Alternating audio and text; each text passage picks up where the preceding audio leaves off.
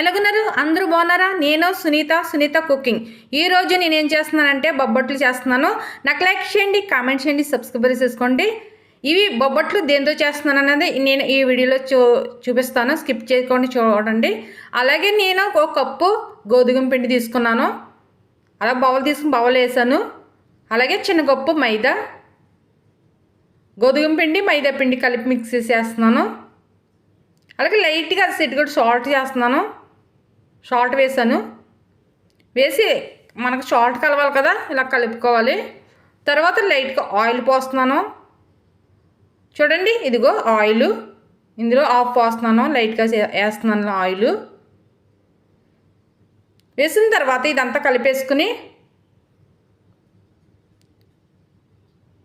మొత్తం మనకు ఆయిల్ అంతా పిండిలో కలవాలి. నేను వాటర్ తీసుకున్నాను.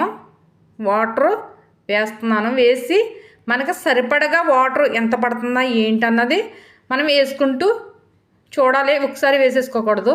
అలాగే మెత్తగా అసలు స్మూత్గా రావాలి మనకి పిండి.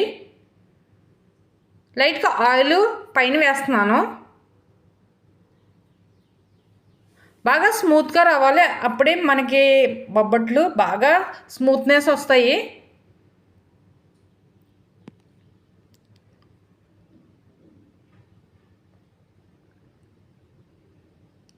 ఇలా మొత్తం స్మూత్గా కలిపేసాను నేను. చూడండి, మెత్తగా ఉన్నది. ప్లేట్ పెట్టేసి పక్కన పెట్టి అలాగే నేను స్టవ్ వెలిగించి కళాయి పెట్టాను. కళాయి పెట్టి వాటర్ వేస్తున్నాను తగినన్ని. ఎక్కువ కాదు, ఈ గ్లాస్ ఆఫ్ వేస్తాను. వేసిన తర్వాత నేను రాగి పిండి తీసుకున్నాను. ఈ రాగి పిండిలో వాటర్ వేస్తున్నాను. నేను రాగి పిండితో బొబ్బట్లు చేస్తున్నాను. ఎంత టేస్టీగా ఉంటే మనకి బలం కూడాను. అలాగే నీళ్ళు మరుగుతున్నాయి కదా, అందులో నేను కప్పు బెల్లం వేసాను. సెదగొట్టు పెట్టాను కప్పుడు బెల్లం, చిన్న కప్పుడు పంచదార. మనకి స్వీట్ ఎంత సరిపోతుందని దాన్ని బట్టి నేను వేస్తున్నాను. నేను కప్పు రాగిపిండి తీసుకున్నాను కదా, కప్పు బెల్లం, అలా లాలిక్కాయలు వేసాను సెదగొట్టు పెట్టినవి, చిన్న కప్పుడు పంచదార. అలాగే బెల్లం కరిగే వరకు మరగనిచ్చుకోవాలి. ఇక్కడ నేను కలిపి పెట్టిన రాగి పిండి ఉంది కదా, అది ఇందులో బెల్లం కరిగిపోయిన తర్వాత మనం బాగా ముదురుపాకం రాకూడదు. బెల్లం అన్నది ముదురుపాకం రాకోకుండా వేసుకోవాలి. ఎందుకంటే మనకి బాగా ఉడికిపోయింది అనుకో, రాగి పిండి మనకి గట్టిగా లోపల గట్టిగా ఉంటుంది. మనం ఉండ చుట్టతాకే రాదో మనకు సరిగ్గాను.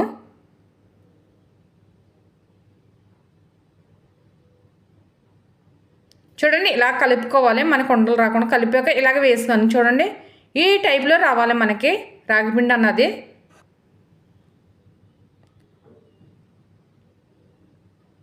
అలాగే నేను పిండి తీసుకున్నాను. ఎంతో వండ చుట్టుకోవాలి. మనకి చేతికి సరిపడగా చిన్న వండ తీసుకొని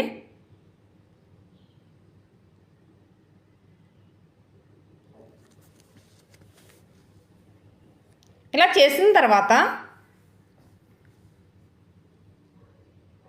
ఇలాగ రాగిపిండి ఒక స్పూన్ పెట్టాను.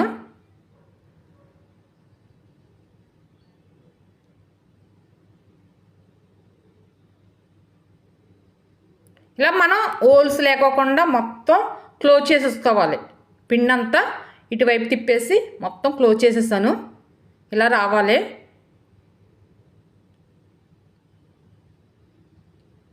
ఇలాగ వచ్చిన తర్వాత చపాతీ పీట ఉంది కదా, దాని మీద ఆయిల్ పోసుకుంటే మనకి స్మూత్గా మన చేతితోటే హ్యాండిల్ చేసుకోవచ్చు, చేతితోటే చేసేయచ్చు.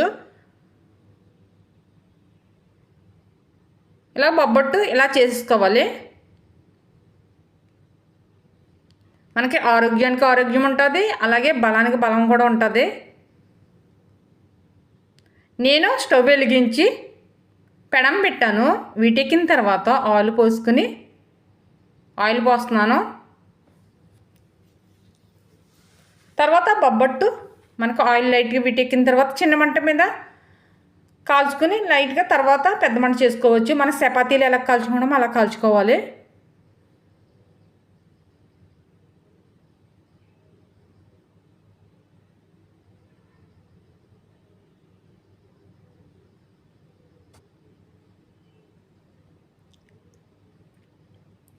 ఇలా ప్లేట్లో పెట్టేసి మొత్తం ఇలా కాల్చి ఇగో చూడండి బొబ్బట్లు మనకి రాగి పిండితో బొబ్బట్లు చాలా టేస్టీగా ఉంటాయి. ఒక్కసారి ట్రై చేయండి, మీ ఇంట్లో కూడా చాలా బాగా వస్తాయి. బలానికి బలం, ఆరోగ్యానికి ఆరోగ్యం. చూడండి స్మూత్నెస్.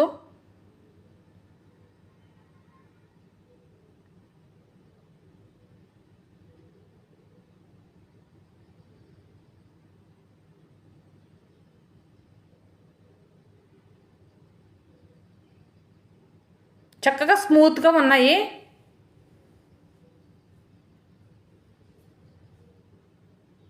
పిల్లలు పెద్దలు అందరూ మంచిది, ఆరోగ్యానికి మంచిది, అందరూ తినొచ్చు. చక్కగా అప్పుడప్పుడు చేసుకుని తింటే చాలా బాగుంటుంది. ఒకసారి మీ ఇంట్లో కూడా ట్రై చేయండి. సూప్